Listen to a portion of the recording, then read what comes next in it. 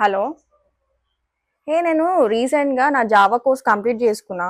So ఏమైనా vacancies ఉంటే నాకు చెప్పవా కొంచెం? ఓకే, నీ రిజ్యూమ్ నాకు ఫార్వర్డ్ చేయి. వేకెన్సీస్ ఉన్న వెబ్సైట్లో పోస్ట్ చేస్తాను. డైరెక్ట్గా కాల్స్ నీకే వస్తాయి. ఓకేనా? Bye. Hello ma'am, we received your resume. Please attend the interview for tomorrow. Okay ma'am, fine. I'll come to your office tomorrow and I'll attend the interview. Hello ma'am, you are selected for the interview. We are checking your certificates. After it completes, we'll call you back. Okay ma'am, fine. Hello. Hello. Ma'am, your certificates are perfect, but the course certificate you have given to us now, institute certificates, that are not showing on online. So that's the reason we are rejecting you. Thank you. Ma'am. Hello. చెప్పు.